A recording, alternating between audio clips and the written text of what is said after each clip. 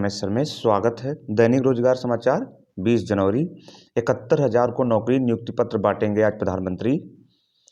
UPPSC news OTR साक्षात्कार और भर्तियों की पहल की सूचना पहले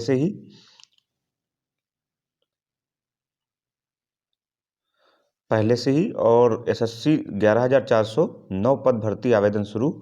यूपीटीजी टीपीजीटी लेटेस्ट न्यूज आरआरसी दौड़ एएचसी यानी Allahabad high court group C D और स्टेनोग्राफर के परिणाम जारी हो गए हैं। परीक्षा में सेंधमारी और जीडी कांस्टेबल और सीटेट, इन सभी महत्वपूर्ण खबरों को हम लोग डिटेल से जानेंगे। उससे पहले अगर चैनल पर नए हो तो चैनल को सब्सक्राइब कर लें, बेल आइकन ऑल पे प्रेस कर लें और वीडियो को लाइक शेयर जरूर कर दें। सबसे पहली महत्वपूर्ण खबर है वो है 71,000 को नौकरी आज देंगे प्रधानमंत्री। जी हाँ, ये मामला पहले से ही प्रस्तावित है। पीएम 71,000 लोगों को आज नियुक्ति पत्र बांटेंगे। प्रधानमंत्री नरेंद्र मोदी शुक्रवार को वीडियो कॉन्फ्रेंसिंग के जरिए 71,000 लोगों को नियुक्ति पत्र वितरित करेंगे। साथ ही इन लोगों के साथ संवाद भी करेंगे। इन लोगों को विभिन्न सरकारी विभागों संस्थाओं में हाल ही में भर्ती किया गया है। यह रोजगार मेला अभियान का हिस्सा है। इसकी घोषणा पीएम ने पिछले 10 लाख लोगों की नौकरी देने के लिए की थी। पीएम ने कहा कि यह रोजगार सृजन को सर्वोच्च प्राथमिकता देने की पीएम की प्रतिबद्धता को पूरा करने की दिशा में एक कदम है। ये है युवा शक्ति में अमृत काल में बढ़ रहा देश का सामर्थ्य और 10 लाख नियुक्तियों के लिए रोजगार मेला भारत सरकार आयोजित कर रही है। देश भर में 41,045 स्थानों पर 71,000 नवनियुक्त युवाओं को नियुक्ति पत्र प्रधानमंत्री नरेंद्र मोदी द्वारा दिया जाएगा और वर्चुअल 20 जनवरी 2023 को प्रातः 10 बजे आप ये प्रोग्राम देखिए। ये प्रोग्राम है आपका, ये इन चीज़ों पे प्रोग्राम होगा आपका। डीडी न्यूज़ कार्यक्रम पे सीधा प्रसारण होगा इसका, और वेबसाइट भी है, अधिक वेबसाइट है ये, और ये कर्मयोगी ऐप, इन दोनों जगहों पे आपको ये कार्यक्रम देखने को मिलेगा। अगली महत्वपूर्ण सूचना है वो है यूपीपीएससी न्यूज़ को लेकर ओटीआर साक्षात्कार और भर्तियों में पहले सूचना देने की पहल शुरू कर दी है। ओटीआर लागू होने से खाली नहीं रहेंगे पद। उत्तर प्रदेश लोक सेवा आयोग शैक्षिक अभिलेख अपलोड होने से कम होंगे औपबंधिक चयन। उत्तर प्रदेश लोक सेवा आयोग 1 अप्रैल से अपनी सभी भर्ती परीक्षाओं में वन टाइम ओटीआर की व्यवस्था अनिवार्य रूप से लागू करने जा रहा है। इस व्यवस्था के लागू होने से अब शैक्षिक अभिलेखों की कमी के कारण पद रिक्त नहीं रह जाएंगे, आशंका बहुत कम रहेगी। उत्तर प्रदेश लोक सेवा आयोग की विभिन्न परीक्षाओं में तकरीबन 12 लाख अभ्यर्थी जुड़े हैं। 1 अप्रैल से सभी अभ्यर्थियों के लिए ओटीआर अनिवार्य कर दिया जाएगा। यानी 1 अप्रैल के बाद जो भी विज्ञापन जारी होंगे उसमें वहीं अभ्यर्थी आवेदन कर सकेंगे जिन्होंने रजिस्ट्रेशन कराया होगा। इसके साथ ही आयोग सीधी भर्ती मुख्य परीक्षा में शामिल होने के वाले अभ्यर्थियों के लिए अपने शैक्षिक अभिलेख ऑनलाइन अपलोड करने की प्रक्रिया भी अनिवार्य कर देगा। वर्तमान में लागू व्यवस्था के तहत जिन अभ्यर्थियों के अभिलेख पूरे नहीं होते हैं उनका चयन प्रोविजनल रूप में किया जाता है। नई व्यवस्था के लागू होने के बाद आयोग के पास रजिस्ट्रेशन कराने वाले अभ्यर्थियों से जुड़े सभी शैक्षिक अभिलेख उपलब्ध रहेंगे। ऐसे में प्रोविजनल चयन नहीं होंगे और ना ही अभिलेखों की कमी के कारण रिक्त रह जाने की कोई समस्या रहेगी। यूपीपीएससी भर्ती परीक्षाओं की प्रतीक्षा सूची भी जारी नहीं करता है। ऐसे में पद रिक्त रह जाने के बाद उस पर किसी अन्य अभ्यर्थी को चयन नहीं मिल पाता है। इसी के संबंधित जुड़ी हुई खबर है। यूपीपीएससी ने पहली बार संभावित साक्षात्कारों और की सूचना देना शुरू कर दिया है। चिकित्सा विभाग और प्राविधिक शिक्षा वन विभाग की दी जाएगी भर्ती की सूचना की जाएगी। भर्ती और प्राविधिक स्क्रीनिंग परीक्षा 629 सफल हुए।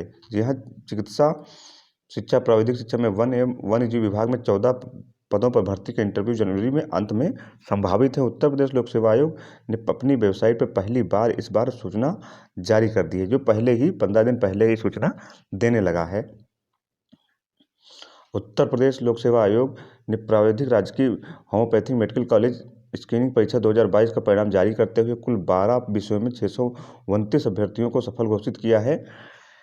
सफल घोषित अभ्यर्थी इंटरव्यू में शामिल होंगे। आयोग ने 4 विषयों के परिणाम 3 अलग तिथियों में जारी किया है। आयोग ने सबसे पहले 13 जनवरी को प्रवक्ता फार्मेसी, प्रवक्ता मटेरिया मेडिका, प्रवक्ता रिपर्टी, ये इस तरह से जारी किया है। तो अब जो छात्र सफल हुए उनके लिए अब इंटरव्यू में शामिल होगा।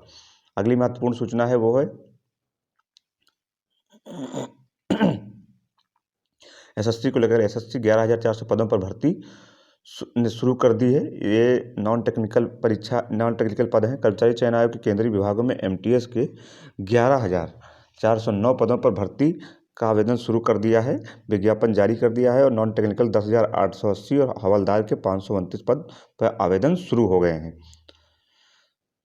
3 विभागों में होगी 14 पदों पर भर्ती।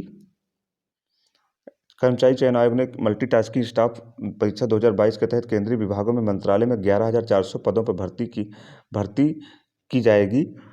इसके लिए एसएससी ने विज्ञापन जारी कर दिया। ऑनलाइन आवेदन प्रक्रिया शुरू हो गई। आवेदन की अंतिम तिथि 17 आवेदन की प्रक्रिया पूरी होने के बाद अभ्यर्थियों को 23 से 24 फरवरी को आवेदन में संशोधन का मौका दिया जाएगा। ये आप लोग महत्वपूर्ण है, देख लीजिए। 23 से 24 अगर कोई भी आवेदन में संशोधन करना है तो 23 से 24 फरवरी को आपको आवेदन में संशोधन का मौका दिया जाएगा। एमटीएस के 11,400 पदों में नॉन टेक्निकल 10,880 पद और हवलदार के 529 पद है। हवलदार के पद central board of indirect tax in and custom और central board of non narcotics में हैं। भर्ती परीक्षा के लिए हाई स्कूल परीक्षा 18 से 27 वर्ष की आयु वर्ग के साथ आवेदन कर सकते हैं। 19 फरवरी तक ऑनलाइन फीस जमा करेंगे और 20 फरवरी तक चालान के माध्यम से ऑनलाइन फीस जमा होगी। फीस 100 रुपये है। ओबीसी एससी दिव्यांग सभी पूर्व नियमानुसार छूट दी जाएगी। एमटीएस और हवलदार के पद पर चयन के लिए ऑनलाइन परीक्षा होगी जो अप्रैल में संभावित है।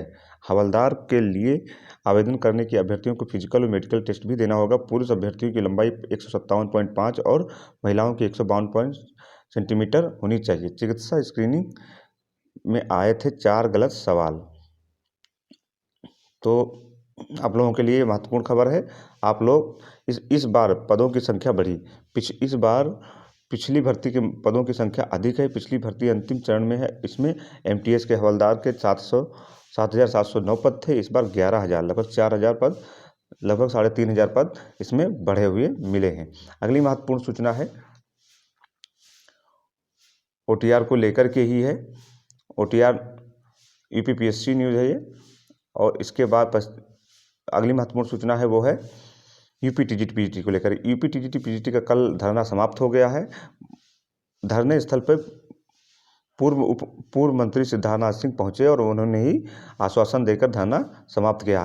प्रतियोगी छात्र मोर्चा के आह्वान पर हजारों छात्र एलनगंज उपस्थित हुए। एलनगंज स्थित चयन बोर्ड पर प्रतियोगी छात्राओं ने प्रदर्शन का पूर्व मंत्री के आश्वासन पर धरना समाप्त किया। प्रतियोगी छात्रों से मिले पूर्व प्रधानमंत्री अनशन स्थगित कर दिया गया है। टीजीटी पीजीटी 2020 के पदों की संख्या बढ़ाए जाने की मांग को लेकर पोर्टल खोले जाने की और 16 दिनों से अनशन कर रहे प्रतियोगी छात्रों ने पूर्व कैबिनेट मंत्री शहर पश्चिमी के विधायक सिद्धार्थनाथ सिंह के आश्वासन पर बृहस्पतिवार को अनशन समाप्त कर दिया। अनशन स्थल पर पहुंचे सिद्धार्थनाथ सिंह ने छात्रों को बताया कि उन्होंने मुख्यमंत्री को छात्रों की मांग से अवगत कराया है। जल्द ही इस पर निर्णय लिया जाएगा। गतिरोध को खत्म करने के लिए यह कमेटी भी गठित की जाएगी और कमेटी में प्रतियोगी छात्रों को भी प्रतिनिधित्व दिया जाएगा। उन्होंने कहा कि मुख्यमंत्री योगी आदित्यनाथ के नेतृत्व में हमारी सरकार ने हमेशा ही छात्रों के हितों में न्याय किया है। अनशन समाप्त होने के बाद तय किया गया है कि प्रतियोगी छात्रों का एक प्रतिनिधिमंडल शुक्रवार को महानिदेशक स्कूल विजय किरण आनंद से मिलेगा और उनके समझ अपनी बात रखेगा। प्रतियोगी छात्र मोर्चा के अध्यक्ष विक्की खान ने भरोसा जताया है कि मुख्यमंत्री योगी आदित्यनाथ छात्रों को जल्द से जल्द राहत प्रदान करेंगे। अगली महत्वपूर्ण सूचना है वो है आरआरसी को लेकर के। आरआरबी ग्रुप डी की फिजिकल टेस्ट परीक्षा चल रही है। आरआरसी लेवल 1 की परीक्षा समाप्त हो गई। दूसरा चरण 28 तारीख से स्टार्ट होगा और डीएस ग्राउंड में परीक्षा चल रही थी। डीएस मैदान पर चल रही रेलवे भर्ती प्रकोष्ठ प्रयागराज की नॉन टेक्निकल पॉपुलर कैटेगरी के लेवल 1 की शारीरिक दक्षता परीक्षा का दूसरा चरण 28 जनवरी से शुरू हो गया होगा।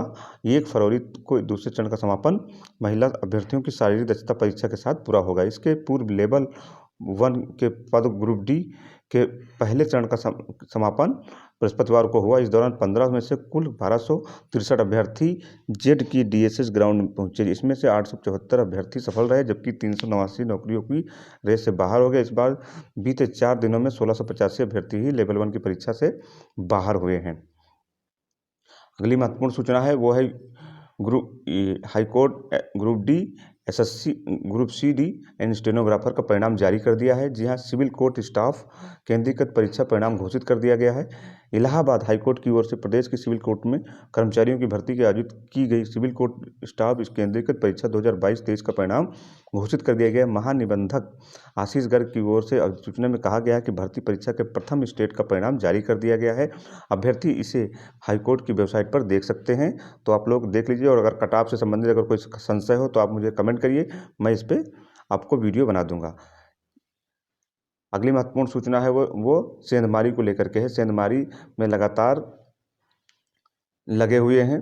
सेंधमारी चाहे कोई भी परीक्षा हो, सेंधमारी को लेकर के जो दलाल हैं वो चूकते नहीं हैं। परीक्षा में सेंधमारी की जीडीए और सीटेट में भी सेंधमारी दोनों परीक्षाओं में की गई है।